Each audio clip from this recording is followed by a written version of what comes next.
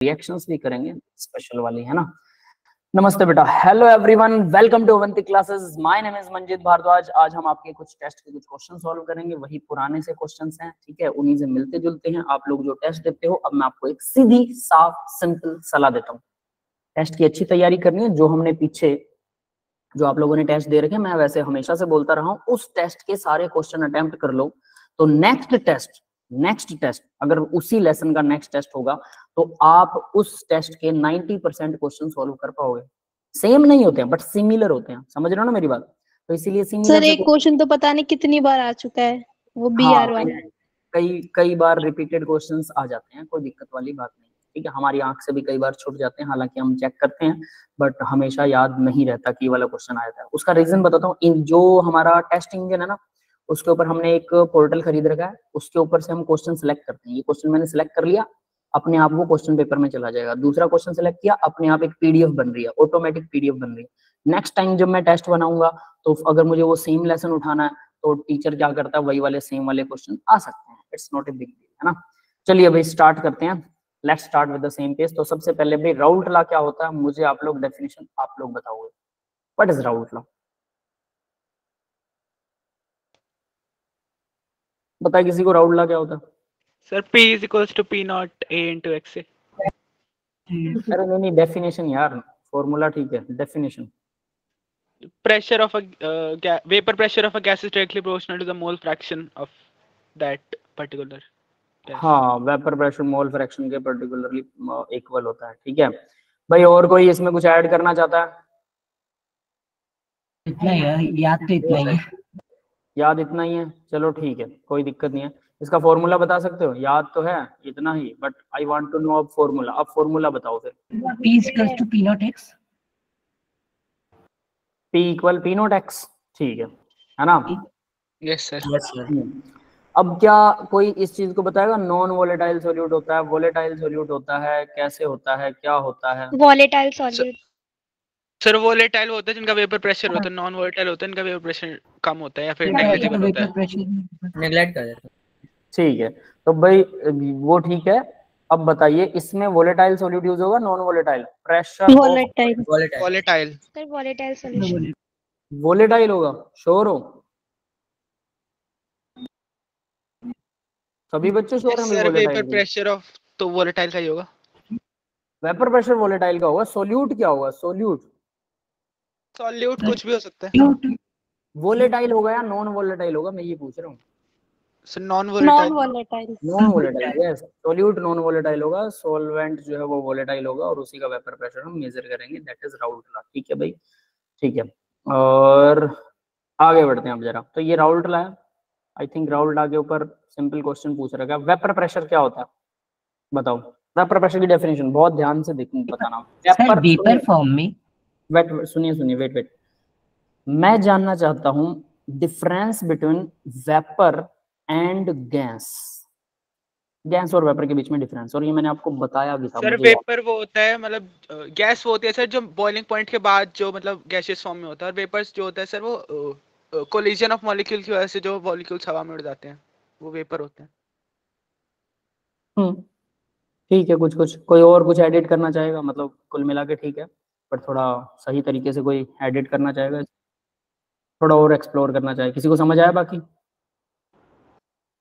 आया तो मतलब जो सर भाई ने बताया वो तो सही समझ में आया। बाकी मतलब मैंने NCERT में पढ़ा था सर, आपसे नहीं पढ़ पाया था उस वक्त, क्योंकि मतलब पहले हमारा बैच अलग था। तो पहले मतलब वेपर प्रेशर की डेफिनेशन पढ़ी थी कि वेपर प्रेशर वो होता है जो लिक्विड की सरफेस पे लगता है वेपर्स के द्वारा, मतलब जितना लगता है वेपर्स के द्वारा। और वेपर्स मतलब ओके बेटा, एकता क्वेश्चन पूछ रही बेटा। क्वेश्चन है वेपर और गैस में डिफरेंस क्या? What is the difference between vapour and gas? देखिए गैस, गुड इवनिंग बेटा। गैस क्या होती है? प्रणव सही बता रहा है कि जो रूम टेम्परेचर पर हम कहें, या फिर रूम टेम्परेचर पर अपने बॉइलिंग पॉइंट से हाई वाले टेम्परेचर पर हो, जिसका अगर हम रूम की बात करें या ऑक्सीजन की बात करते हैं, तो ऑक्सीजन यहाँ पर क्या है? मोस्ट ऑफ द इसका पार्ट जो ऑक्सीजन गैसियस फॉर्म में, समझ गए? तो ऑक्सीजन तो गैस है, वाटर भी रूम में अवेलेबल, आपके रूम्स में वाटर होता है। अगर आप कोई ठंडा गिलास का पानी अगर आप अपने टेबल पर रखते हो तो उसके चारों तरफ गिलास के बाहर स्टील का गिलास या कांच का गिलास, शुरू में हम 6th-7th क्लास में पढ़ते थे तब बड़ा क्यूरियस क्वेश्चन था हमारे लिए ये कि कांच के गिलास के बाहर पानी कहाँ से आया, क्या कांच के अंदर से निकलता है वो ठंडे गिलास के पानी में से, है ना, अंदर से तो निकलना। हवा के अंदर पानी था, वो कांच के ऊपर आया और वो कंडेंस होकर वहां चिपक गया, दैट इज कॉल्ड वेपर। यानी पानी तो वेपर फॉर्म में है जबकि वो भी गैस के अंदर ही मिक्स है, और हवा जो है वो गैस है।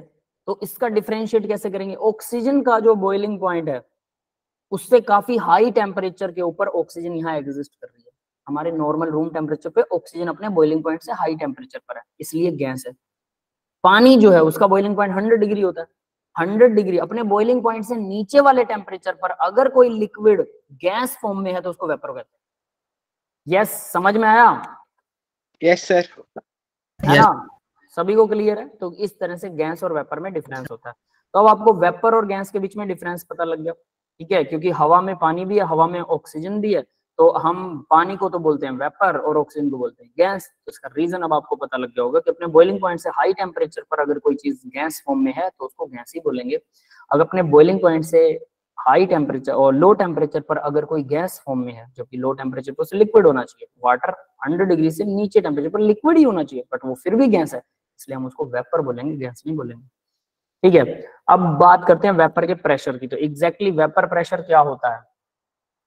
देखो भाई, वेपर का प्रेशर, जब किसी बंद कंटेनर में हम कोई लिक्विड लेते हैं, वोलेटाइल लिक्विड लेंगे, ठीक है, तो वोलेटाइल लिक्विड क्या करेगा? हवा में उड़ेगा डेफिनेटली। यहाँ हवा भी नहीं है, वैक्यूम लगा के इसके अंदर हवा नहीं है, याद रख लेना, तभी इसका प्योर वेपर प्रेशर आएगा। और अब जब ये वेपर की फॉर्म में हवा में उड़ेगा तो कुछ देर बाद इक्विलिब्रियम बन जाएगा एक पर्टिकुलर टेम्परेचर के ऊपर, है ना।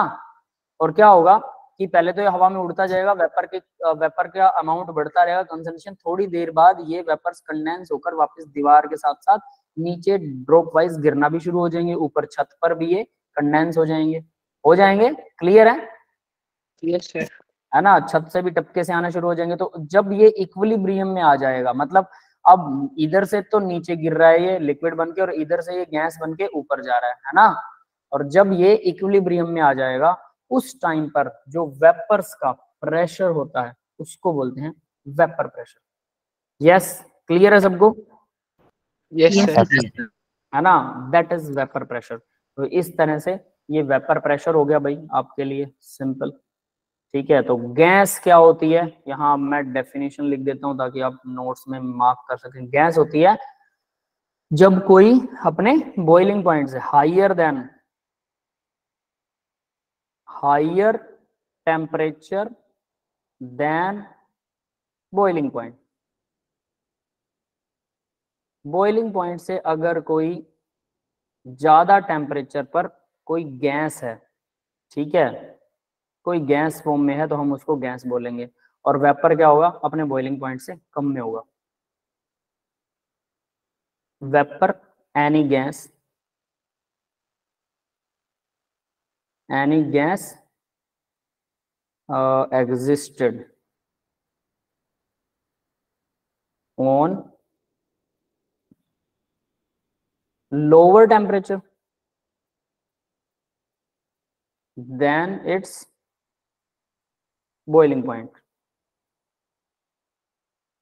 इसकी स्पेलिंग गलत, than its boiling point। Yes, clear है बेटा सबको? Yes sir. तो इस तरह से आपको अब थोड़ा डिफरेंशिएट हो जाएगा और इसमें कुछ खास नहीं है, ठीक है। हाँ भाई, एक और फॉर्मूला आता है इक्विवेलेंट कंडक्टिविटी। इक्विवेलेंट कंडक्टिविटी क्या होती है? कि conductivity divide by normality into 1000 लगाते हैं, वो ग्राम से केजी से ग्राम बदलने के लिए, है ना, ऐसा कुछ। क्लियर है ये? ये फॉर्मूला रट लेना, इसके ऊपर क्वेश्चंस आने वाले हैं और इसके ऊपर क्वेश्चंस अटेम्प्ट कर लेना, बस यहाँ पर मैं इतना ही बताने वाला हूँ, ठीक है। तो भाई इक्विवेलेंट कंडक्टिविटी के यानी conductivity divide by normality into 1000, that is equivalent conductivity, molar equivalent conductivity. अब ये क्वेश्चन देखो भाई, ये क्वेश्चन आप लोग मुझे बताओगे, मैं पहले भी करवा चुका हूँ। तीनों के प्रोडक्ट्स बताइए, कौन फर्स्ट प्रोडक्ट कौन बताने वाला है? अलग अलग बच्चों से सुनना चाहता हूँ। पहले वाली रिएक्शन का प्रोडक्ट क्या होगा? Yes, anyone can tell me? Sir oxidation हो जाएगा। सर रिएक्शन नहीं होगी। अच्छा लग तो रहा है पहले में रिएक्शन ही नहीं होनी चाहिए। नहीं नहीं नहीं, रिएक्शन तो होने वाली। सर कार्बोक्सिलिक बनेगा क्या? 3 सर डिग्री। रिएक्शन होगी तो एल्कीन होगा। ठीक है, देखिए ये ऑक्सीडेशन मैं बता देता हूँ। क्रोमियम ऑक्साइड जो है वो 3 डिग्री अल्कोहल को ऑक्सीडेशन नहीं करवाता, ये सही है, ये तो नहीं होने वाली। नेक्स्ट, इसका कीटोन बनेगा। यस, ये क्या करेगा, इसका OH उड़ा देगा और यहाँ डबल बॉन्ड O लगा देगा। ठीक है, तो ये कीटोन बनने वाला है CH3।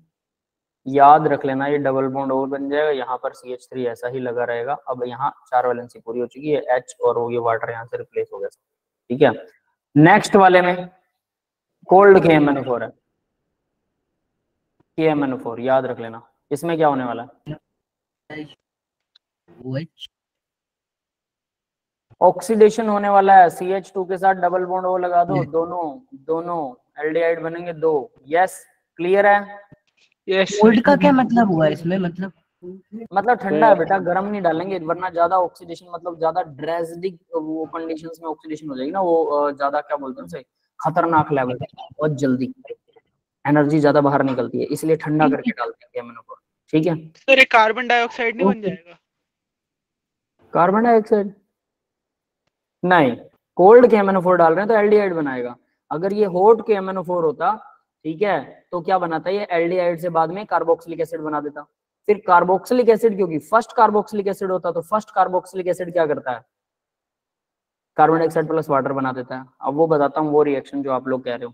ठीक है, अगर हम CH2 डबल बॉन्ड CH2 के साथ KMnO4 के साथ रिएक्शन करवाते हैं, सिर्फ KMnO4, it is not cold, और एसिडिक KMnO4 के साथ रिएक्शन करवा दो, कोई दिक्कत नहीं है। तो देखो सबसे पहले तो क्या बनता है, C डबल बॉन्ड O, इस तरफ भी H है, इस तरफ भी H है, और ऐसे ऐसे 2 मॉलिक्यूल बन जाते हैं। ठीक है, डबल बॉन्ड यहाँ से क्रैक आउट हो जाएगा और दोनों के साथ डबल बॉन्ड O लग जाएगा। सबसे पहला काम। फर्दर हमारा KMnO4 फिर से ऑक्सीडेशन करेगा, क्योंकि स्ट्रॉन्ग ऑक्सीडाइजिंग एजेंट है, तो क्या करता है, इसको ये कार्बोक्सिलिक एसिड में बदल देगा, C डबल बॉन्ड O और OH। ठीक है, यहाँ पर लग जाएगा H, प्लस में दूसरे को भी कार्बोक्सिलिक एसिड में बदल देगा। ठीक है, यहाँ लग जाएगा H। अब क्या होता है, फिर से KMnO4 अगर ये बन गया, तो फिर से KMnO4 क्या करता है, वो अब इसको CO2 के अंदर कन्वर्ट कर देता है। CO2 निकल गया और दूसरे का भी CO2 प्लस वाटर निकलता है क्या, दोनों से CO2 निकल जाएगा। अब दूसरा प्रोडक्ट कौन सा होगा, भाई कार्बन डाइऑक्साइड तो ये रहा, CO2 प्लस H2 निकालता है। अब ये मुझे दूसरा बाई प्रोडक्ट इसका याद नहीं है। ठीक है, और दोनों CO2 जो तो जरूर बनाएंगे। क्लियर है, ये मैंने करवाई थी रिएक्शन। Yes sir. है ना, तो ये ऐसा कुछ होता है। तो भाई ऑक्सीडेशन में देखो, ऑक्सीडेशन और रिडक्शन दोनों बहुत इंपॉर्टेंट है। कौन कौन सी ऑक्सीडेशन करता है, कौन कौन सी रिडक्शन करता है, ये फिंगर टिप्स पर याद कर लो। ऑक्सीडेशन कैसे होती है, कोल्ड KMnO4 के साथ, हॉट KMnO4 के साथ में, है ना, दोनों स्ट्रॉन्ग है, लेकिन कोल्ड वाला एल्डिहाइडिक फॉर्म में रुक जाता है, PCC PDC, ये वाली रिएक्शन भी आप कर चुके हो, है ना। क्लियर है बेटा? Yes sir. और 3 डिग्री के साथ क्रोमियम ऑक्साइड 3 डिग्री अल्कोहल को नहीं बदल सकता एल्डिहाइड या कीटोन के अंदर। ठीक है, क्योंकि उसे कार्बन कार्बन का बॉन्ड तोड़ना पड़ेगा, कार्बन कार्बन का बॉन्ड तोड़ना उसके बस का नहीं है। अजय बेटा कोई क्वेश्चन आपका, बोलिए अजय। नहीं है कोई क्वेश्चन, ठीक है आगे बढ़ते हैं। अब जरा ये बताओ भाई, ये हम पहले भी कर चुके हैं। यस सर, वो टर्शरी वाले कार्बन में भी BR ऐड हो जाएगा ना उसी में ब्रांच। इसमें जो CH3 वाला CH3 सर के यही कार्बन वाला पे जुड़ा है, क्वेश्चन उस पे रिपीट BR होता है हर जुड़ेगा। बार। गलत है, CH3 पे नहीं जुड़ेगा। प्रणव जो कह रहा सर है वो उसके नीचे जुड़ेगा नीचे ब्रांच। वाले पे जुड़ेगा, CH3 वाला मतलब जिसपे CH3 यहाँ पर जुड़ेगा, यहाँ ब्रोमीन सर जुड़ेगा। बहुत बार आया। ये सर बहुत बार रिपीट हुआ है ये। हाँ, अब जरा देखना, जरा इस क्वेश्चन को ध्यान से देखना। इसके अंदर ऐसा क्यों होता है कि ये यहाँ पर जुड़ता है, यहाँ सर पर free radical mechanism. Free radical बनेगा। तो यहाँ जब फ्री रेडिकल बनेगा, तो ये कौन सा फ्री रेडिकल है, 1 2 3 3 डिग्री है, और हमें पता है free radical electron accepting in nature होता है। तो 3 डिग्री फ्री रेडिकल ज्यादा स्टेबल होता है, ठीक है। अगर यहाँ बनेगा तो ये 2 डिग्री बनेगा, यहाँ बनेगा तो ये तो 1 डिग्री बनेगा, तो यहाँ वाले के तो चांस ही नहीं है, ठीक है। तो बनने किसके, इसी के चांस है। क्लियर है सबको? Yes sir. ठीक है, तो ये मैं फिर से लिख रहा हूं, फ्री रेडिकल मैकेनिज्म, ठीक है। फ्री रेडिकल मैकेनिज्म है और 3 डिग्री फ्री रेडिकल वो स्टेबल होता है, इज मोस्ट स्टेबल, तो वही बनेगा, ठीक है। क्लियर है बेटा सबको? यस। अब एक और रिएक्शन ये देखो जरा, ठीक है। हॉट KMnO4 पर क्या होगा, क्वेश्चन नंबर 4 में है। अरे हॉट वाले पर ही तो बताया आपको, अगर वो गर्म वाला यूज करते हो KMnO4 तो वो क्या करता है, सबसे पहले इसको दोनों को एल्डिहाइड बनाएगा, फिर से KMnO4 यूज होगा तो वो कार्बोक्सिलिक एसिड, फिर से KMnO4 होगा। तो अगर फर्स्ट कार्बोक्सिलिक एसिड बन रहा है, याद रख लेना, तो वो कार्बन डाइऑक्साइड में कन्वर्ट हो जाता है। अगर फर्स्ट के अलावा कोई और कार्बोक्सिलिक एसिड बनता है तब वो KMnO4 उस पर कोई रिएक्शन नहीं करता, याद रहिए ये बात। फर्स्ट वाला ही हमेशा कार्बन डाइऑक्साइड के अंदर कन्वर्ट होता है, उसमें से कार्बन डाइऑक्साइड बाहर निकल जाती है। फर्स्ट के अलावा कोई दूसरा कार्बोक्सिलिक एसिड बनेगा तो ऐसा नहीं होगा। यस अजय बेटा, क्लियर है? ठीक है, अब आगे की बात करते हैं, ये क्वेश्चन पढ़ते हैं। इस क्वेश्चन के अंदर देखो भाई, फिनॉक्साइड आयन बना हुआ है और यहाँ OH भी लगा हुआ है। तो अगर मैं इसको ऐसे लिखूं, फिनॉक्साइड आयन नहीं है सॉरी, ये बेंजीन है, बेंजीन के ऊपर ऑक्सीजन लगा हुआ है, ऑक्सीजन के साथ में CH2 है, CH2 के साथ में OH है, ठीक है। अल्कोहल भी है, ROR, ईथर ग्रुप भी है, और इसकी रिएक्शन HBr से करवा दी तो क्या होगा। फॉर्मूला मतलब मैंने प्रोडक्ट लिख रखे हैं, ये दोनों बनेंगे, ठीक है, कोई दिक्कत नहीं है, लेकिन ये बनेंगे कैसे, क्या कोई इसका मैकेनिज्म मुझे बता सकता है? सर H प्लस वो O के ऊपर अटैक कर देगा, ईथर वाले O के ऊपर। सर OCH वाला बॉन्ड ब्रेक होगा। देखो हमारे हमारे CH2 H प्लस जो है वो यहाँ अटैक करेगा, यहाँ अल्कोहल वाले पर क्यों अटैक नहीं कर सकता? अल्कोहल वाले पे मतलब H plus hydrogen bond region है वहाँ पे। सर करना मान तो लो- वैसे अल्कोहल वाले पे ही चाहिए, क्योंकि वो वाले इलेक्ट्रॉन तो रेजोनेंस में चले जाएंगे ना। हाँ ऑब्वियस है, वो oxygen electron donating in nature भी है, तो रेजोनेंस में भी जाने चाहिए वो। तो देखो हालांकि हमारे पास सामने प्रोडक्ट है तो हमें लगता है कि भाई यही अटैक करेगा, तो मैं इसको ना दोनों तरफ से अटैक करवा के देखता हूँ। पहले मैं अल्कोहल पर ही अटैक करवाता हूँ, ठीक है। देखो क्या होने वाला है, यहाँ ऑक्सीजन है, इसका लोन पेयर यहाँ आ गया, एक लोन पेयर ऑक्सीजन पर आ गया पॉजिटिव चार्ज। अब हमें पता है ऑक्सीजन जनरली CH2 का बॉन्ड तोड़ना इसके लिए मुश्किल हो जाता है, ठीक है।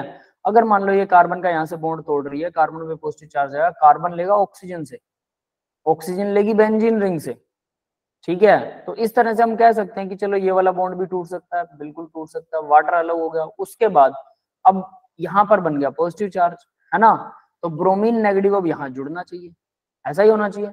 बट ये इलेक्ट्रोनेगेटिव एलिमेंट है और इस ऑक्सीजन के इलेक्ट्रोनेगेटिव एलिमेंट के ये वाले जो इलेक्ट्रॉन्स है ना, ये बेंजीन को डोनेटिंग नेचर में ज्यादा सपोर्ट करते हैं बजाय कि बेंजीन से एक्सेप्टिंग नेचर की बजाय, ये सबको पता है ना। तो यानी ये वाला बॉन्ड टूटने की प्रोबेबिलिटी इसकी वजह से कम हो जाती है, तो ये पॉसिबिलिटी हो गई कम। क्लियर है? थ्योरेटिकल भी है, थोड़ा थोड़ा समझ में आता है, और देखो कुछ चीजें याद करनी पड़ती हैं, तो भाई एक्सपेरिमेंटल भी है कि ये वाटर यहाँ से रिप्लेस नहीं होने वाला, ब्रोमीन यहाँ पे अटैक नहीं करने वाला, ठीक है। अब बात करते हैं दूसरी, अगर मैं इसी संभावना को यहाँ पर अगर डाल देता हूँ कि H पॉजिटिव आयन में यहाँ डोनेट करवा देता हूँ, जिससे ऑक्सीजन पर आएगा पॉजिटिव चार्ज, एक लोन पेयर रह जाएगा। इसके साथ क्या लगा हुआ है, CH2 लगा हुआ है, इसके साथ क्या लगा हुआ है, OH लगा हुआ है, ठीक है।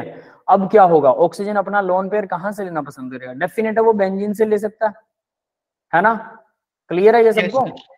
ठीक है, इस कार्बन से भी ले सकता है, तो ले ना ले, लेकिन इस कार्बन पर अब स्लाइटली पॉजिटिव चार्ज आएगा, जिसकी वजह से ब्रोमीन नेगेटिव जो है वो यहाँ पर अटैक कर सकता है, ठीक है। और हमारे पास फाइनल प्रोडक्ट क्या बन जाएगा, फिनोल अलग हो जाएगा। अब अगर ये यहाँ अटैक कर रहा है तो ऑक्सीजन अपना लोन पेयर यहाँ से लेगा, हम कहीं H से क्यों ना ले ले, H से ले लेगा, फिर HBr एसिड है वो फिर से ले लेगा उसका, तो ये तो रिवर्सिबल चलता रहेगा कि H से इलेक्ट्रॉन वापस ले रहा है फिर से H को डोनेट कर रहा है, तो ये कहानी तो चलती रहने वाली है।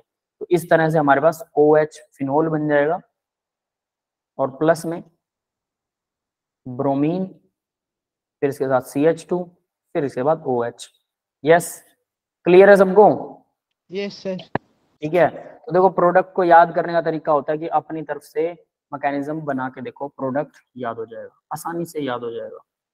ठीक है, आगे देखते हैं भाई। अब है सबसे काम की चीज, ठीक है, बिर्च रिडक्शन। आप लोगों ने 11th क्लास में बिर्च रिडक्शन करी थी सबने? 11th क्लास में बिर्च रिडक्शन याद है ना? उसका नहीं किया होगा, कोई बात नहीं। हाइड्रोकार्बन ही नहीं किया था सर। हाइड्रोकार्बन नहीं किया था, कोई बात नहीं, चलिए कोई दिक्कत नहीं है। कुछ बच्चों का रह गया था लास्ट टाइम में, हम लोगों ने जल्दी सिलेबस, मतलब हमारे पास टाइम कम था। आप लोगों ने सितंबर में ज्वाइन किया था ना सबने? यस सर, है ना, इस वजह से भाई पूरा सिलेबस लास्ट में कुछ रह गया था, कोई बात नहीं। देखो बिर्च रिडक्शन हमने करी थी, सिंपल और साफ चीज बताता हूँ। तो बिर्च रिडक्शन का सिंपल बताता हूँ कि सिंपल क्या था। सिंपल था ये वाला, ये भी बिर्च रिडक्शन ही है, याद रख लेना। ठीक है, आपने ये वाली रिएक्शन 11th में हाइड्रोकार्बन में आती है।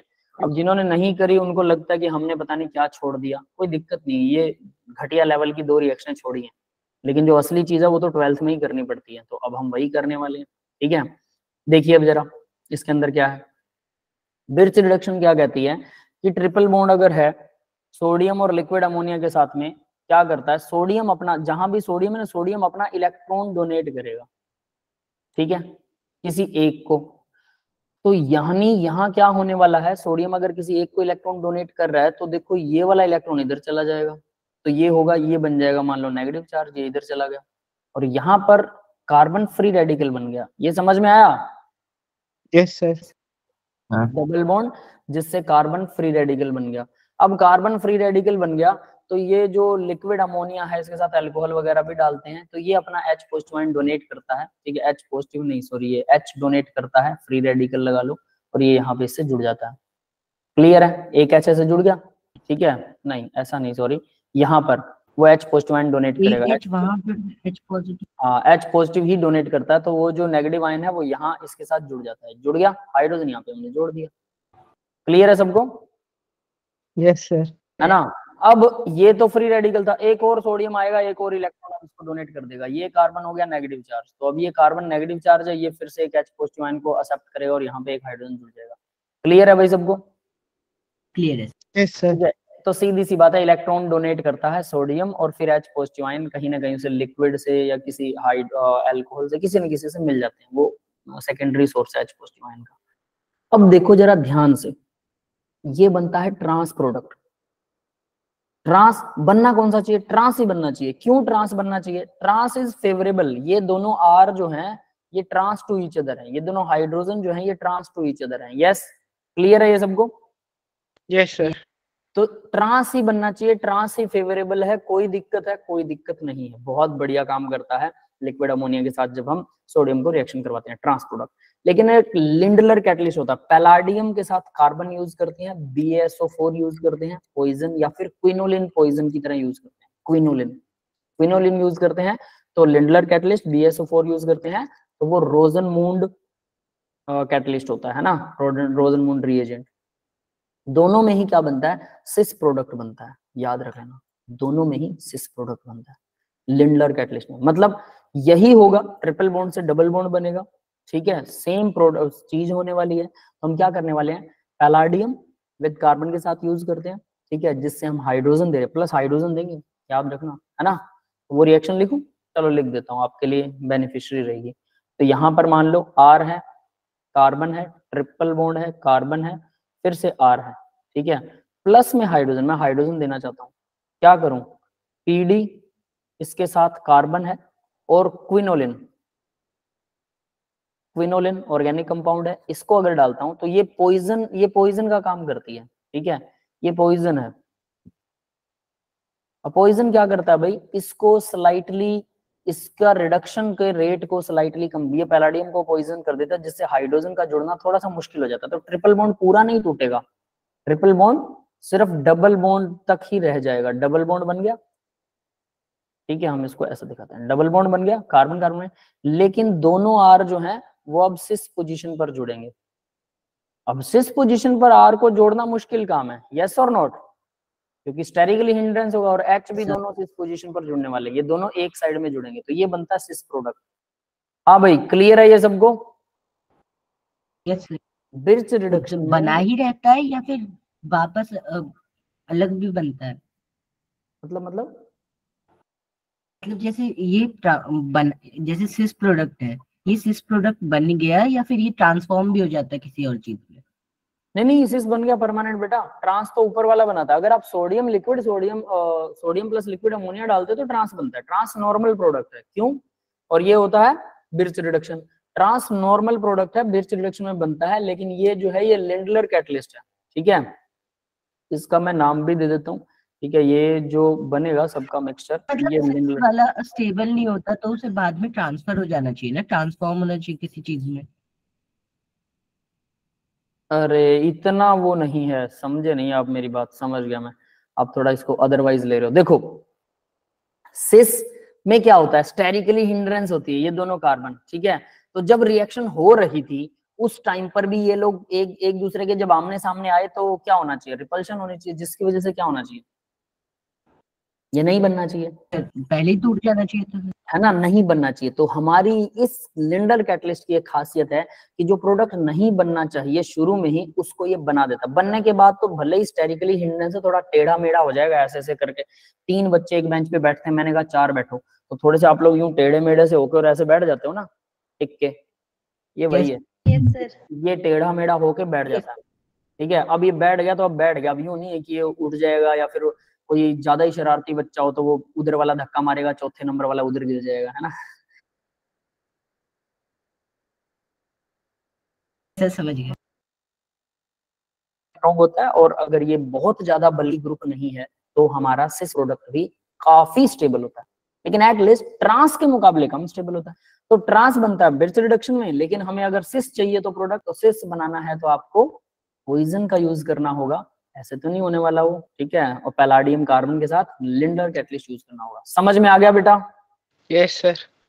ठीक है, अब ऐसा होता है। अब हमें बिर्च रिडक्शन का थोड़ा थोड़ा मैकेनिज्म समझ में आया होगा। बिर्च रिडक्शन में एक और अब खास चीज है, ये वाली रिएक्शन, अगर कोई टर्मिनल एल्काइन है, टर्मिनल समझते हो, एंड हो गया, यहाँ पे ट्रिपल बॉन्ड वाला जो कार्बन है इसके बाद इधर कार्बन की चेन नहीं है, एंड हो गया, ठीक है, क्लियर है सबको?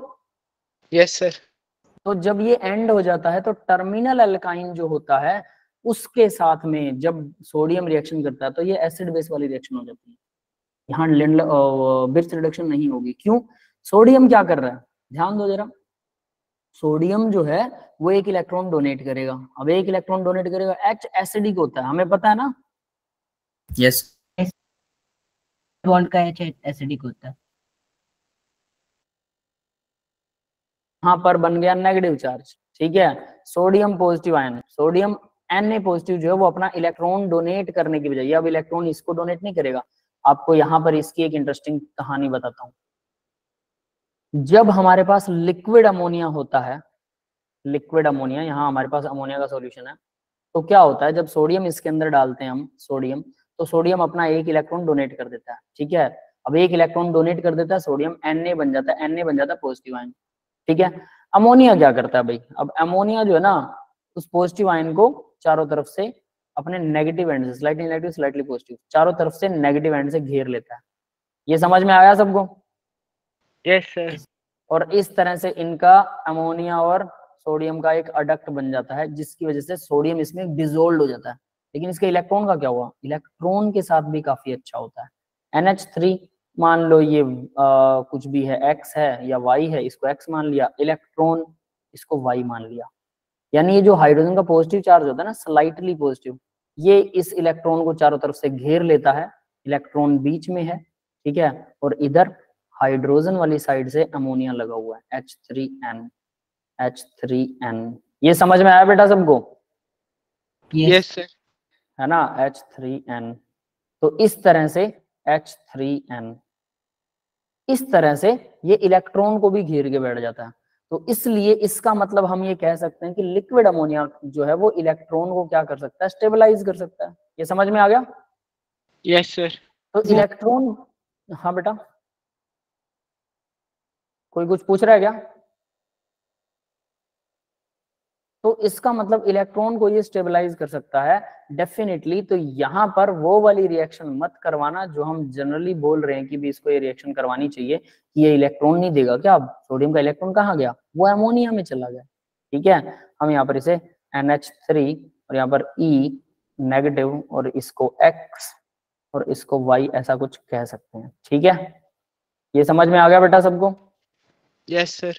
तो इलेक्ट्रॉन इसके साथ घुला हुआ होता है सॉल्यूशन में, तो चिंता नहीं करने का। लेकिन इस इलेक्ट्रॉन को एक्सेप्ट करने का काम ट्रिपल बॉन्ड कर सकता है आसानी से। सोडियम वाला इलेक्ट्रॉन ये एक्सेप्ट कर सकता है। कब करेगा? जब लिक्विड अमोनिया से भी तो ले सकता है ना, इलेक्ट्रॉन तो फ्री होता है।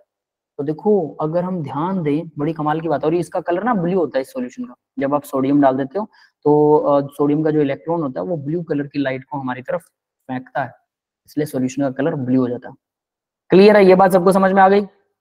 Yes sir. है ना? तो भाई इसी तरह से सेम ही चीज होते हुए दो तरह की रिएक्शन कर देता है ये। तो ये एसिड बेस रिएक्शन हो जाती है, कार्बन पे नेगेटिव सोडियम पे पॉजिटिव, और इसका इलेक्ट्रॉन अमोनिया में रह जाता है। बट ऊपर वाली रिएक्शन में इलेक्ट्रॉन जो है वो कार्बन कार्बन ट्रिपल बॉन्ड को मिलता है, जिसकी वजह से एक पर फ्री रेडिकल एक पर नेगेटिव बनेगा। Negative H positive ion accept कर लेगा, फ्री रेडिकल एक और इलेक्ट्रॉन एक्सेप्ट करेगा और वो फिर से H पॉजिटिव आयन एक्सेप्ट कर लेगा, और इस तरह से ट्रांसफर जुड़ता है वो। ठीक है, जो नॉर्मल प्रोडक्ट है। यस, क्लियर है सबको बेटा? Yes yes sir clear. ठीक है, तो ये बिर्च रिडक्शन का देखो, ये था बिर्च रिडक्शन का ट्रेलर, है ना। अब हम देखते हैं फिल्म, जो असली चीज है। असली चीज अब आपकी स्क्रीन के सामने ये रही है ना, 5 करोड़ का सवाल। देखिए अब जरा, इसमें क्या होता है? बेंजीन है, सोडियम है, लिक्विड अमोनिया है। बेंजीन का ट्रिपल बॉन्ड था, 3 डबल बॉन्ड थे, एक डबल बॉन्ड तोड़ दिया और दोनों डबल बॉन्ड ऐसे आएंगे जैसे अब आपकी स्क्रीन के सामने है, बिल्कुल सीधी सीधी।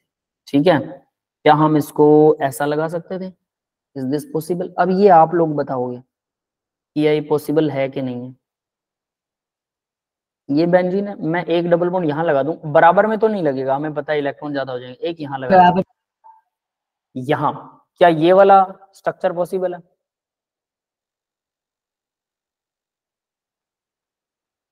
सर शायद इस तरह वो ट्रांस ना बने। क्या यहाँ सिर्फ ट्रांस का चक्कर नहीं है बेटा, ट्रांस प्रोडक्ट बनता है वो ट्रिपल बॉन्ड में बनता है। जब हम एल्कीन की बात, एल्काइन की बात करते हैं, स्ट्रेट चेन की बात करते हैं, यहाँ पर तो बेंजीन रिंग है। तो क्या ऐसा प्रोडक्ट बन सकता है? अंदाजा लगाइए और मुझे बताइए।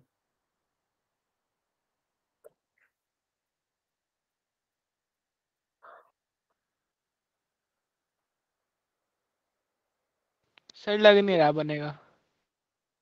नहीं बनेगा? क्या कह रहे हो? कंजुगेशन बनेगा नहीं है सर। शायद। देखो ये कंजुगेशन वाले में ही गड़बड़ करता है। ठीक है, कंजुगेशन की वजह से ही ये ऐसा प्रोडक्ट बनाता है, ये वाला प्रोडक्ट नहीं बनाने वाला। ठीक है, इसका वजह देखिए क्या होती है।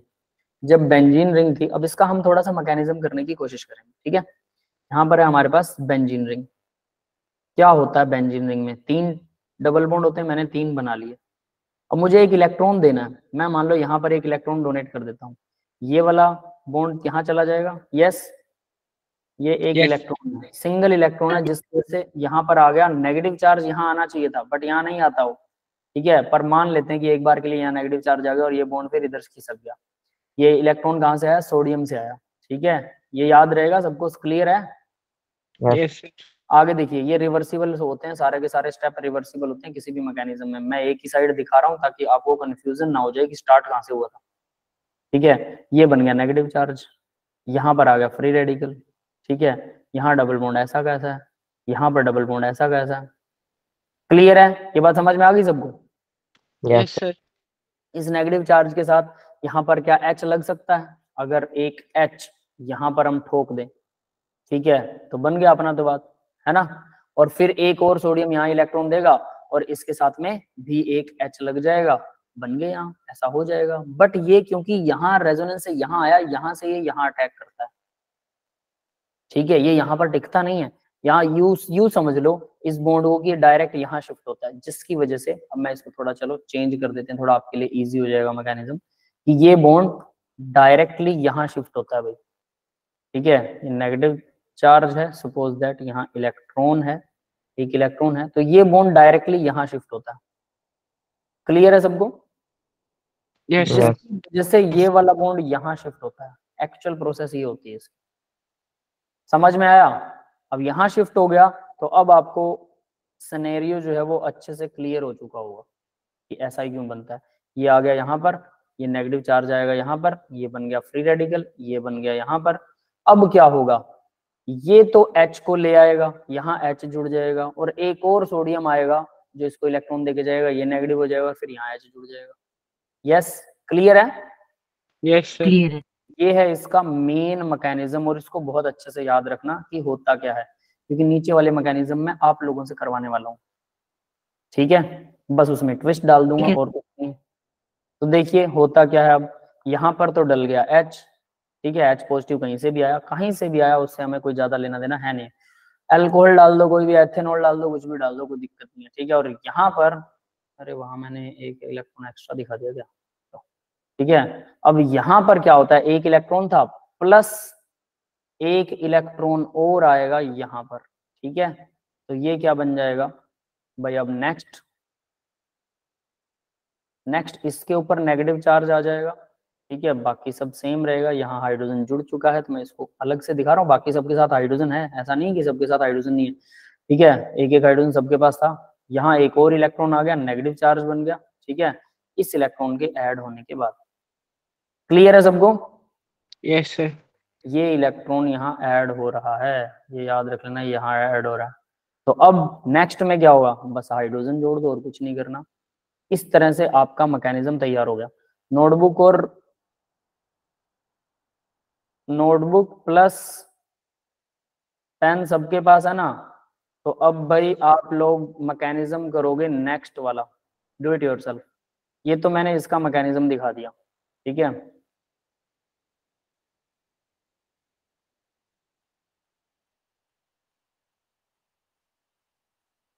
नेक्स्ट वाला मैकेनिज्म आप खुद करो, ये मैकेनिज्म आ गया। ठीक है, नेक्स्ट मैकेनिज्म देखो और बनाओ और फिर मुझे बताओ क्या हुआ। यहां अगर मैं ऑक्सीजन लगा देता हूं, OR बता देता हूं क्या होगा, इलेक्ट्रॉन डोनेटिंग इन नेचर होता है। ठीक है, इसके पास 2 लोन पेयर है, तो 2 लोन पेयर है तो इलेक्ट्रॉन डोनेटिंग इन नेचर होगा। यस, क्लियर है सबको? Yes sir. तो ये इलेक्ट्रॉन डोनेटिंग इन नेचर होगा, तो ये वाला बॉन्ड यहाँ आएगा, यहाँ बनेगा नेगेटिव चार्ज। ठीक है, और उसके हिसाब से क्या होने वाला है, ये बॉन्ड परसिस्ट रहता है और ये बॉन्ड रहता है, और कौन सा बॉन्ड टूटता है? सोचो जरा, क्या शिफ्टिंग हुई है, क्या ये वाली शिफ्टिंग हो रही है? उस हिसाब से ये वाली शिफ्टिंग तो हमें नहीं लगती, बट ये इलेक्ट्रॉन डोनेटिंग है तो ऐसा ही कुछ करने वाला है। और नीचे वाले केस में देखो, C डबल बॉन्ड वो होता है यहाँ, ये इलेक्ट्रॉन एक्सेप्टिंग इन नेचर है, बेंजीन से इलेक्ट्रॉन एक्सेप्ट करेगा, जिसकी वजह से इसके अंदर जब जुड़ेगा सोडियम और लिक्विड अमोनिया की यूज करते हैं तो ये ऐसा बनेगा, ये बिल्कुल बेंजीन के जैसा ही बनेगा। ठीक है, ऐसा ही जैसा हमने बेंजीन फिर से OR वाले में ऐसे देख सकते हैं कि OR जो है वो ऑर्थो पैरा इलेक्ट्रिक होता है, तो इलेक्ट्रॉन जो है वो न्यूक्लियोफाइल की तरह एक्ट करेगा तो मेटा पे अटैक कर देगा। ऐसे ही देखेंगे, बिल्कुल ऐसे ही देखेंगे, लेकिन ये इलेक्ट्रॉन का हिसाब है, यहाँ कोई ग्रुप नहीं है, इलेक्ट्रॉन आ रहा है। ठीक है, बताओ भाई कैसे होगा? कुछ कुछ प्रणव ने मुझे आंसर दिया है, आप लोग उसको करके देखिए वो कैसे होने वाला है, करके देखिए नोटबुक पे। किसी का सोल्व हो गया हो तो मुझे बता सकता है कि हमने सोल्व कर लिया। यस, जल्दी से करो।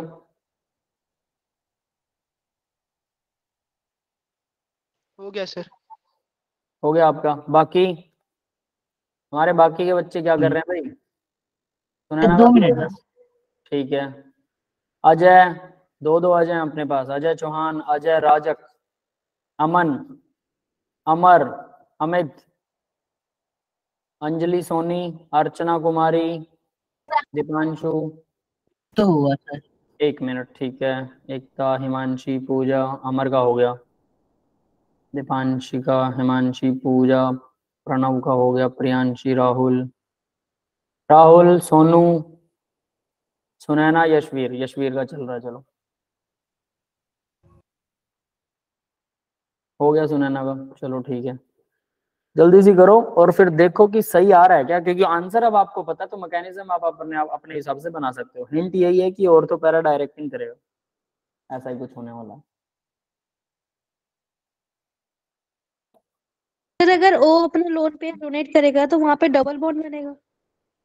हाँ बनेगा वहां पे डबल बॉन्ड कुछ देर के लिए, वो वापस छीन लेगा ना, फिर ऐसा थोड़ा कि परमानेंट रखेगा, रेजोनेंस चलेगा वापस छीन लेगा, और उसी रेजोनेंस के ड्यूरिंग हमें इलेक्ट्रॉन डोनेट करवाना सोडियम से, और ये डबल बॉन्ड ऐसे एडजस्ट करवाने हैं जैसे आंसर में कर रखे हैं। यही है कहानी बस। ठीक है, हो गया सर। कर लिया? यस ठीक है, सर। कोई कोई ऐसा है जिसका रह गया हो, फिर मैं बना के दिखाऊंगा, आप लोगों से पूछ के करवाऊंगा मैं। ठीक है, फिर अपना अपना चेक करना कि भाई किसने सही किया। ठीक है, आज मेरे कानों को ठंड लग रही है भाई। चलो, ठंड से बचने का एक ना तरीका बताता हूँ, बहुत लाजवाब तरीका है। हमारी नोज जो होती है ना, एक लेफ्ट एक राइट, दो होल्स होते हैं नोज के अंदर। तो अगर आपका राइट वाला नोज ज्यादा चल रहा है सांस, और लेफ्ट वाला कम चल रहा है, देखना दोनों कभी कभी चलते हैं, किसी किसी कभी कभी, सबके चलते हैं लेकिन कभी कभी मोमेंट ऑफ टाइम के लिए चलते हैं। तो अगर लेफ्ट वाला ज्यादा चल रहा है तो इसका मतलब आपको ठंड लगेगी, राइट वाला ज्यादा चल रहा है इसका मतलब आपको ठंड नहीं लगेगी। अगर ठंड लग रही हो तो इस नाक को ऐसे बंद करके सर से ये भी पता चलता है गर्मी लग रही है आपको। अप डाउन कर लीजिए। गर्मी, अगर गर्मियां लग रही हो तो फिर आप इधर वाले नोज को चलाइए। ठीक है, सांस यहाँ से लीजिए। हो गया, चलो ठीक है। अगर ऐसे करते उल्टा हो गया तो? उल्टा कभी नहीं होता बेटा।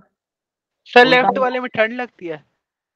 लेफ्ट वाले हाँ अगर सर। एक और वो सर सही चल एक रहा है। हमेशा बंद रहे तो आपको एक चीज बताता हूँ, जब आपको ठंड लग रही हो ना, आप नोट करना आपके लेफ्ट वाले नोज से सांस बहुत अच्छे से बाहर आएगा, और राइट वाले से थोड़ा सा तकलीफ में आएगा, दोनों से बराबर सांस बाहर नहीं आएगा, थोड़ा सा वो बंद होगा। तो ये ऐसे ही होता है। कोल्ड हो जाता है तो वो एक अलग चीज है बेटा, कोल्ड की बात नहीं कर रहा हूँ, नॉर्मल उसमें बात कर रहा हूँ। चलो छोड़ो इस मुद्दे को तो, है ना, हम अपने काम की चीज पे बात करते हैं। देखो भाई, अब जरा कौन बताएगा मुझे आप लोगों ने मैकेनिज्म कैसे किया? सर इलेक्ट्रॉन वहां पे मेटा पोजीशन पे अटैक कर दिया, क्योंकि ऑर्थो पैरा पे पहले से ही नेगेटिव होगा। देखो, अगर मैं इसका लोन पेयर यहाँ डोनेट करवाता हूँ, ठीक है, तो ये वाला बॉन्ड इधर जाएगा। आप लोगों ने कैसे किया मुझे ये बताना। प्रणव, सर मैंने डायरेक्टली मेटा पोजीशन पे इलेक्ट्रॉन का अटैक करा दिया, फिर वहां पे नेगेटिव आ गया, तो सर फिर वहां पे जो उस साइड वाला बॉन्ड है उसको शिफ्ट करा दिया, फिर वहां पे दोनों तरफ सोडियम का अटैक हो, दोनों तरफ नेगेटिव H प्लस चिपका दिया। हाँ इसको ऐसा भी चलो सीधा देख सकते हैं, ये सबसे बढ़िया काम है। ठीक है, देखो भाई क्या होता है, सीधा देखने का सबसे बढ़िया तरीका, वरना इलेक्ट्रॉन्स में आप ज्यादा घूम जाओगे, है ना। देखो, हमें ये पता है कि अगर यहाँ बेंजीन रिंग है, ठीक है, और इस बेंजीन रिंग के ऊपर ये oxygen electron donating in nature बैठा है, तो इसका मतलब यहाँ नेगेटिव आएगा कभी ना कभी, यहाँ नेगेटिव आएगा कभी ना कभी, यहाँ नेगेटिव आएगा कभी ना कभी। यस, क्लियर है? Yes sir. तो इन जगह पर तो सोडियम, क्या सोडियम जो है वो अपना एक इलेक्ट्रॉन इन जगह पर डोनेट कर पाएगा? नहीं करेगा ना। हाँ बेटा, यहाँ यस सर। इलेक्ट्रॉन की डोनेशन की पावर जो है वो कम हो जाएगी। इसका मतलब सोडियम यहाँ इन जगहों पर तो इलेक्ट्रॉन डोनेट नहीं कर पाएगा, तो सोडियम कहाँ करेगा? या तो इस जगह पे करेगा या इस जगह पे करेगा। ये बात समझ में आई सबको? तो अगर Yes, मैं sir. इलेक्ट्रॉन यहाँ पर अटैक करवाता हूँ इलेक्ट्रॉन का, तो ये इलेक्ट्रॉन शिफ्ट, ये बॉन्ड शिफ्ट होने वाला है यहाँ, और इसका शिफ्ट होने पर ये वाला बॉन्ड शिफ्ट होने वाला है यहाँ। क्लियर है? Yes sir. तो अब अगर ऐसा हो गया तो हमारा वो बन गया यार, बस बात खत्म। हमें यही तो चीज चाहिए थी। मतलब ऑर्थो और पैरा पर क्या होता है, इलेक्ट्रॉन ज्यादा होता है, तो ये वाला बॉन्ड यहाँ आ गया था, ये इलेक्ट्रॉन यहीं रहा, ठीक है, वरना यहाँ पे नेगेटिव चार्ज आएगा। फिलहाल के लिए यहाँ नेगेटिव चार्ज आएगा, और जैसे ही ये बॉन्ड इधर आया तो इस पे आ गया नेगेटिव चार्ज, ये बॉन्ड ऐसा कैसा रहा और ये OR ऐसा कैसा रहा। ये समझ में आया सबको? यस या सर। मैं अकेला बोल रहा हूँ? जिन्होंने भी मैकेनिज्म किया डायरेक्टली ऐसा कर सकते हैं। ये जो है इलेक्ट्रॉन डोनेटिंग इन नेचर होता है, इसी वजह से 3 जगह पर नेगेटिव चार्ज आएगा। ठीक है, इलेक्ट्रॉन डोनेटिंग नेचर की वजह से। ये आप समझ लो हाइब्रिड स्ट्रक्चर बना रखा है मैंने, इसको ये मत समझना कि एग्जिस्ट करता है। 3 नेगेटिव थोड़ा आपने बेंजीन। डायरेक्ट सारे रेजोनेंस एक ही साथ दिखा दिए। हाँ, हाइब्रिड स्ट्रक्चर दिखा रखा है कि हाइपोथेटिकल, हम मान सकते हैं ना, वी कैन एज्यूम कि 3 जगह ऑक्यूपाइड है बाय द रेजोनेंस, इसलिए मैं यहाँ लिख भी रहा हूँ बाय द रेजोनेंस। बाद में देखो तो आपको ये गलत ही नजर आएगा वरना, है ना। कई चीजें चलते टाइम तो ठीक नजर आती हैं। By the resonance benzene ring will show ortho and para position as negative charge, negative charged। ठीक है, दिखाएगा कि नहीं दिखाएगा, ये समझ में आया। जब ये यहाँ जाएगा तो डेफिनेटली एक्सपेक्टेड होगा कि यहाँ आ सकता है नेगेटिव, यहाँ भी आएगा एक टाइम के लिए, यहाँ भी आएगा। और ये वाला रेजोनेंस तो आपको घुमाना आता है कि ये बॉन्ड जाएगा इधर तो इस पे बन गया नेगेटिव। ठीक है, सेम एज इट इज। उसके बाद में यहाँ नेगेटिव बनेगा, फिर यहाँ बनेगा, बनेगा ना। क्लियर है? यस तो मैंने ये सारों का इकट्ठा दिखा दिया। तो इसका मतलब अगर सोडियम को अटैक करना है तो वो इन तीनों पोजीशनों पे अटैक क्यों करेगा, जबकि वहां पे ऑलरेडी इलेक्ट्रॉन पड़े हैं। तो सोडियम मेटा पर करेगा, यहाँ करेगा या यहाँ करेगा। मैंने यहाँ पर अटैक कर दिया सोडियम के इलेक्ट्रॉन का, यहाँ अटैक कर दिया तो ये बॉन्ड इधर जाएगा, ये वाला बॉन्ड इधर जाएगा। इस पे आ गया नेगेटिव, इस पे आ गया फ्री रेडिकल। अब क्या होने वाला है, इस नेगेटिव के ऊपर मैं H डाल दूं, है ना, एक सोडियम और डालूंगा। मैं डायरेक्ट ऐसा कर सकता हूँ कि एक सोडियम और डाल दूं और H भी डाल दूं साथ में। ठीक है, तो भाई यहाँ OR है, ये डबल बॉन्ड था, ये डबल बॉन्ड है। ठीक है, इस जगह पर तो 2 इलेक्ट्रॉन आ जाएंगे, नेगेटिव चार्ज हो गया, और यहाँ पर एक हाइड्रोजन जुड़ गया। नेक्स्ट स्टेप में एक और हाइड्रोजन जोड़ दो, H पॉजिटिव।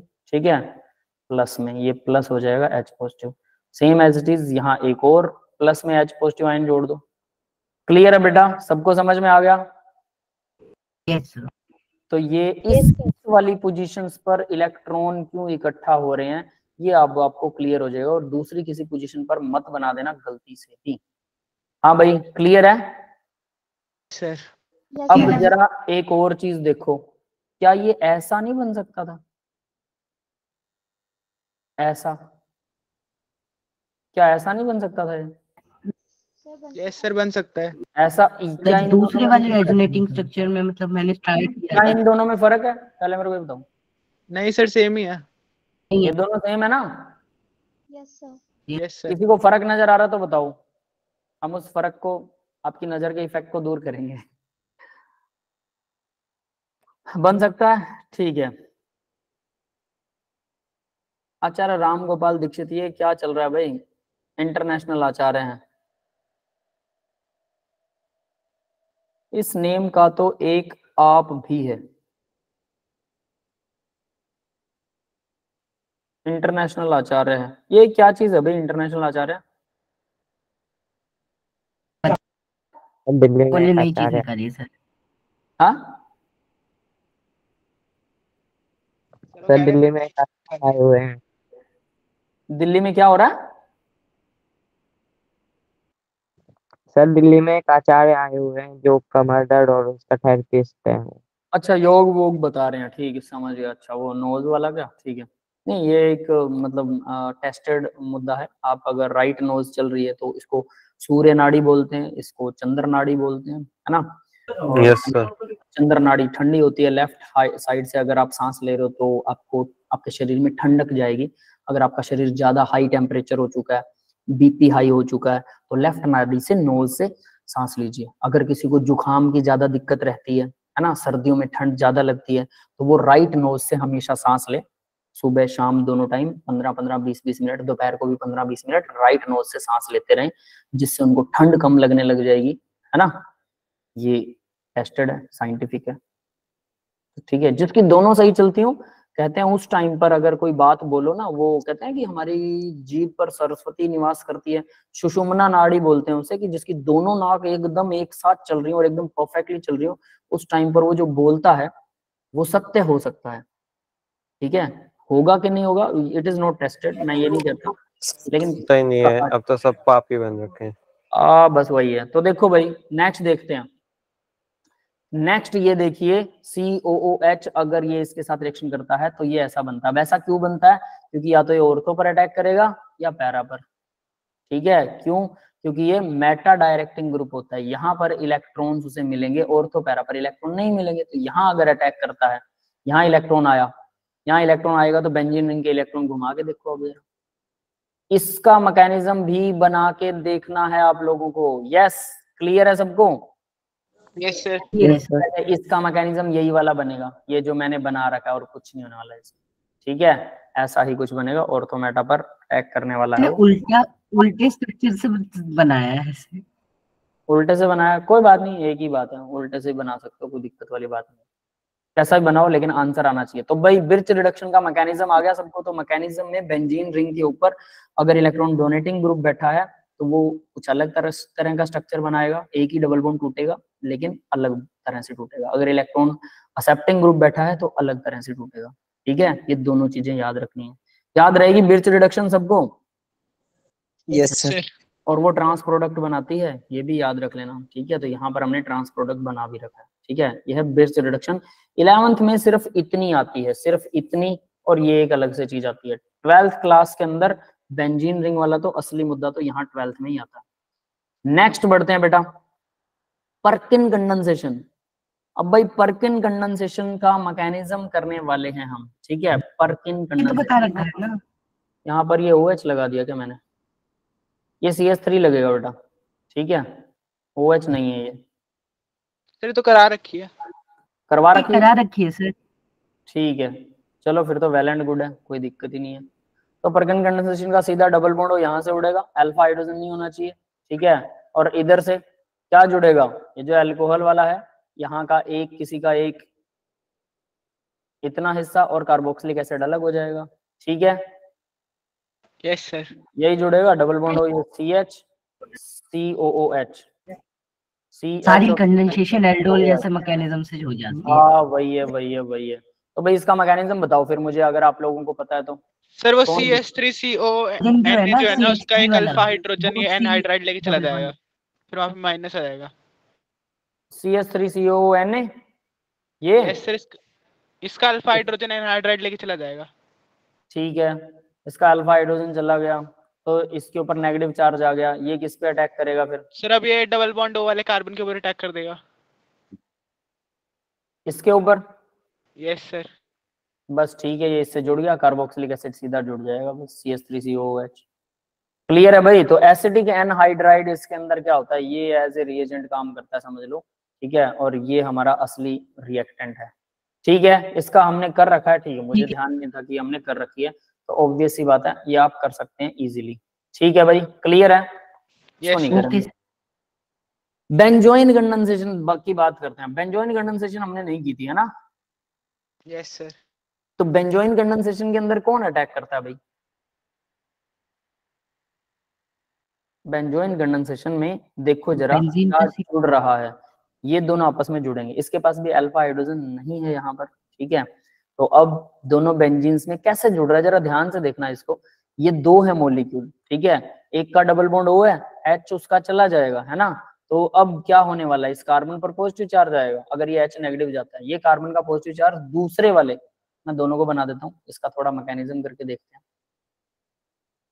ठीक है?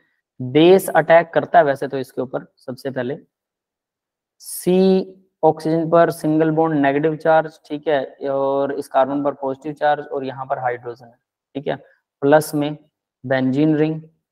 मैकेनिज्म बनाने की कोशिश करो भाई, एल्डोल वाला ये कुछ नहीं इसमें खास, और तो इसमें कुछ करना ही नहीं है। C डबल बॉन्ड O और यहाँ पर H लगा हुआ है। हाँ भाई, क्या कुछ हो सकता है, क्या पॉसिबिलिटीज हैं? ये डबल बॉन्ड O इधर जाएगा, उधर जाएगा, KOH में OH नेगेटिव आयन आने वाला है। अब बस ये इसमें थोड़ा सा अलग होगा, OH नेगेटिव आयन ये क्या करेगा? ये हाइड्रोजन एसिडिक है, यस और नॉट? यस सर, इसको लेके चला जाएगा। तो इसको लेके जाएगा वो। अगर ये इसको ले गया तो ये H, अब देखो जरा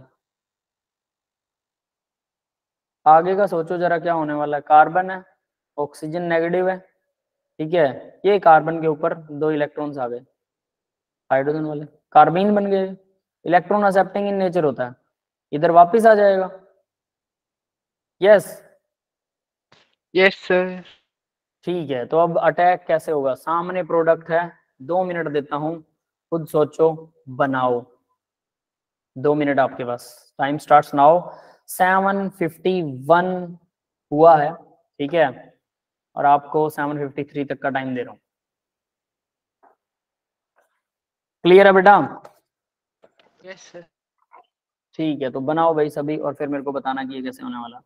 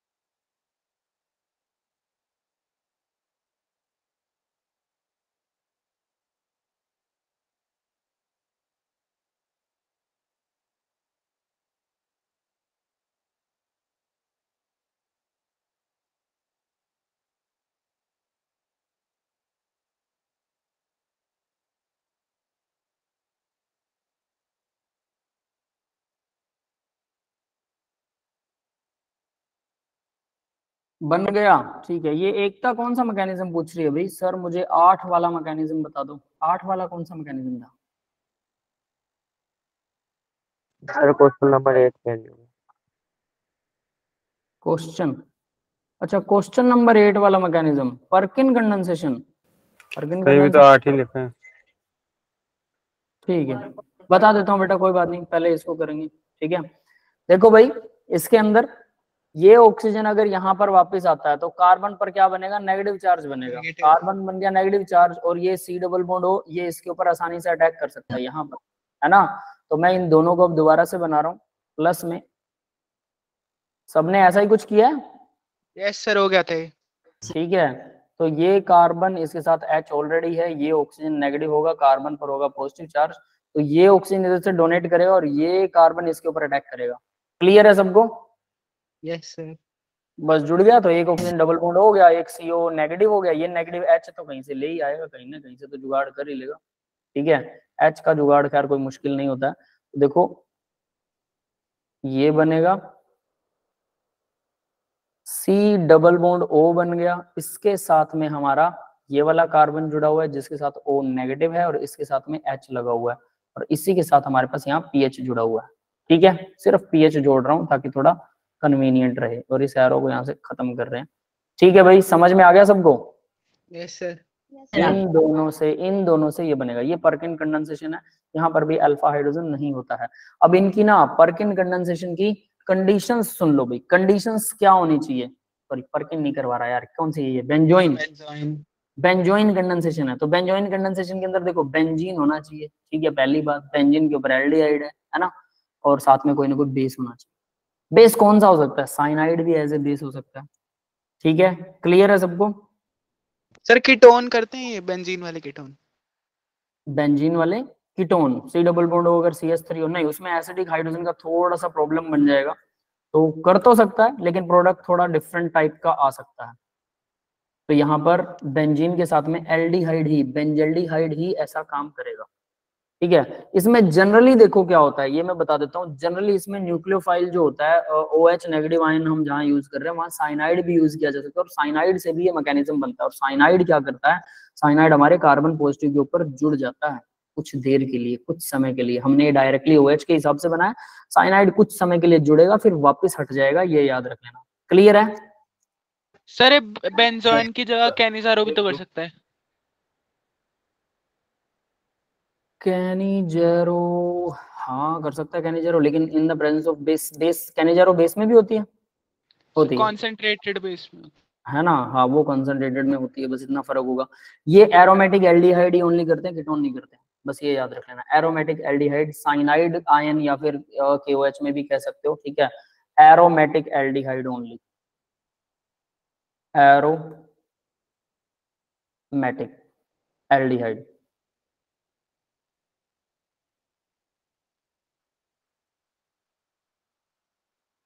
ओनली, सिर्फ एरोमेटिक एल्डिहाइड होंगे, याद रख लेना। दूसरा नहीं करेगा, बेंजोइन कंडेंसेशन उसका नाम नहीं होगा अगर वो कीटोन या कोई और करता है तो। समझ में आ गया भाई? Yes sir. लास्ट में यहाँ पर आप H लगा सकते हो, इसके साथ ये H तो लग ही जाएगा, कोई दिक्कत है नहीं। ठीक है, अब जरा पीछे वाले रिएक्शन की बात करते हैं, पर्किन कंडेंसेशन की। इसका मैकेनिज्म, ठीक है, एक था इसका मैकेनिज्म पूछ रही है भाई। ठीक है, बताओ जरा क्या था इसका मैकेनिज्म। इसके अंदर ये H पॉजिटिव आयन ये एसिड लेके जाएगा, है ना? Yes sir. लगवा लिया। देखो क्या होने वाला है। ये C डबल बॉन्ड हुआ है तो इसको एक नेगेटिव आयन कर दो, इस कार्बन पे पॉजिटिव कर दो, क्योंकि हमें इस पे अटैक करवाना है। और मैं इस H को दूसरी साइड लगा देता हूँ। ठीक है, ये हो गया पॉजिटिव चार्ज। अब प्लस में यहाँ मैं लगा रहा हूँ CH2 का नेगेटिव आयन, यही बनेगा ना ये वाला। ठीक है, यहाँ से कोई ना कोई इसका एक H ले जाएगा, ये H जो है वो एसिडिक बेस जो भी है वो ले जाएगा। ठीक है, क्लियर है? Yes sir. H लेके जाएगा एक। ठीक है, डबल बॉन्ड O और O पर नेगेटिव, तो ये नेगेटिव आयन यहाँ अटैक करेगा। बस हो गया मैकेनिज्म। क्लियर है? Yes sir. एक था बेटा, आपको समझ में आ गया?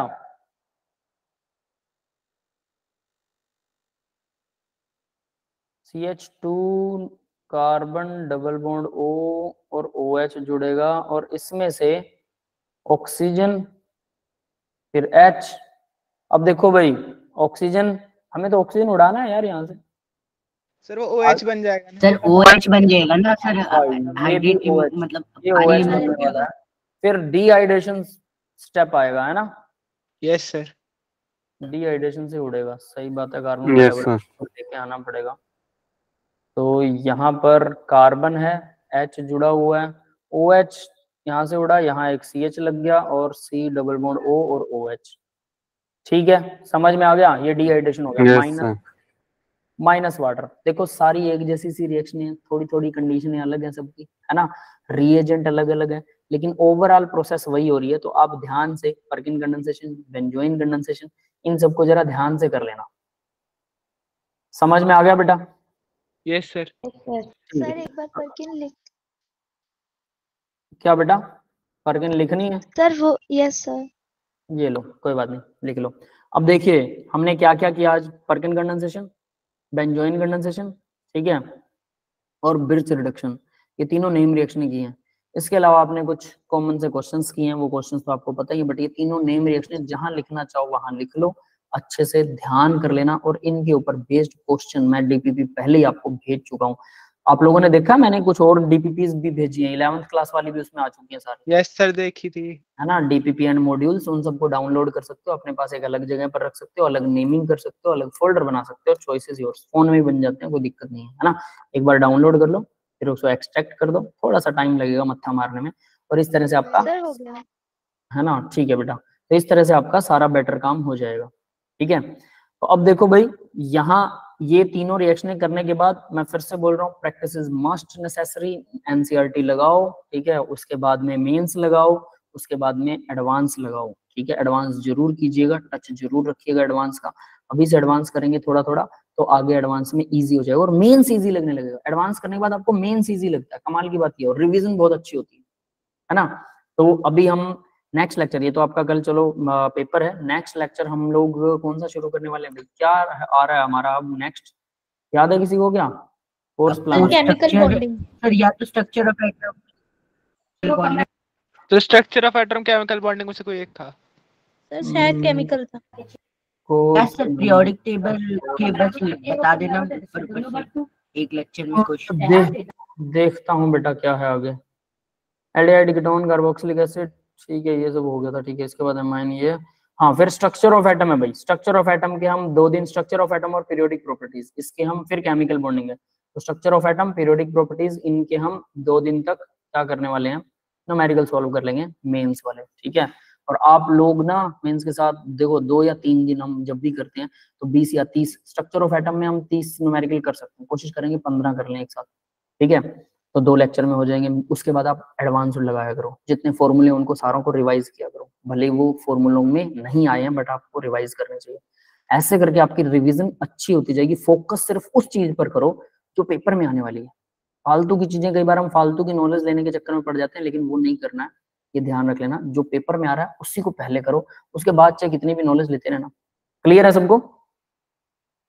ठीक है, चलो मैं अब रिकॉर्डिंग ऑफ कर रहा हूँ, ठीक है, उसके बाद में बात करते हैं थोड़ा। किसी को कोई और डाउट है तो वो डाउट पूछ सकते हो।